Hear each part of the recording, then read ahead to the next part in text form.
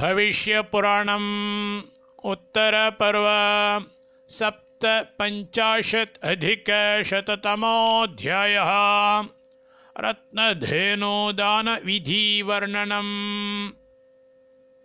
श्रीकृष्ण उवाच अथाथ सम्प्रवक्ष्यामि दानमन्यत्सु दुर्लभम् रत्नधेन्विति विख्यातं गोलोकफलदं नृणाम्।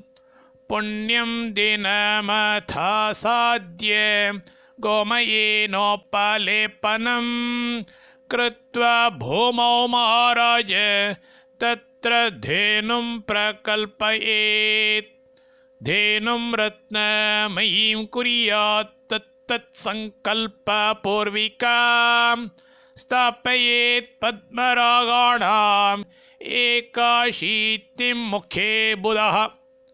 पुष्परागशतं धेनोः पादयोपरि कल्पयेत्।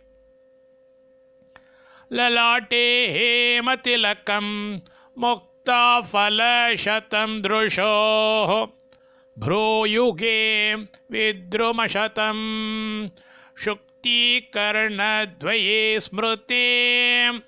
काञ्चनानि च शृङ्गाणि शिरोवज्रशतात्मकम् ग्रीवायां नेत्रपुटके गोमेदकशतं तथा इन्द्रनीलशतं पृष्ठे वैदूर्यशतपार्श्वके स्फाटिकैरुदरं कार्यं सौगन्धिकशतं कटा खुरा हेममया कार्याः पुच्छं मुक्तावलीमयम्।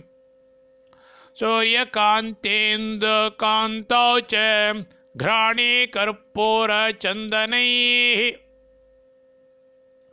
कुङ्कुमेन च रोमाणि रौप्यं नाभिं च कारयेत्। गारुत्मतशतं तद्वत् अपाने परिकल्पयेत्। तथान्यानि च रत्नानि स्थापयेत् सर्वसन्धिषु। कुर्याच्चर्करया जिह्वां गोमयं च गुडात्मकं गोमूत्रमाज्येन तथा दधिदुग्धस्वरूपतः।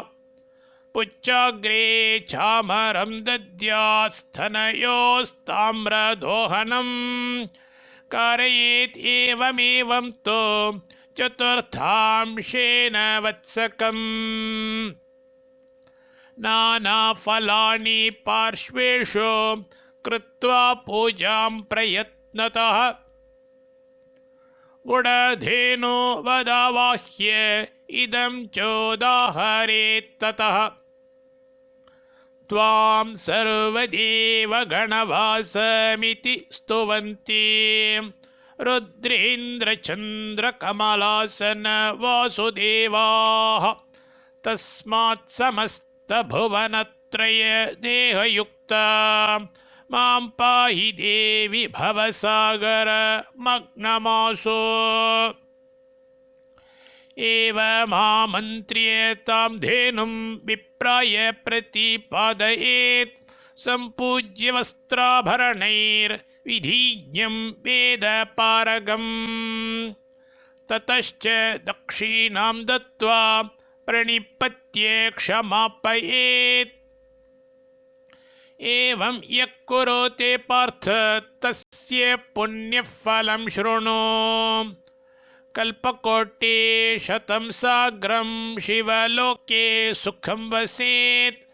ततः काले बहुतिथे राजराजो भवेदिह। सर्वकामसमृद्धश्च शत्रुपक्षक्षयङ्करः। इति सकलविधिज्ञो रत्नधेनुप्रदानम् वितरति स विमानं प्राप्य देदीप्यमानम्। सकलकलुषमुक्तो बन्धुभिः पुत्रपौत्रैः स हि मदनस्वरूपस्थानमभ्येति शम्भोः। स हि मदनसरूपस्थानमभ्येति शम्भोः इति श्रीभविष्ये महापुराण उत्तरपर्वणि श्रीकृष्णयुधिष्ठिरसंवादे रत्नधेनुदानव्रतविधिवर्णनं नाम 57 उत्तरशततमोऽध्यायः।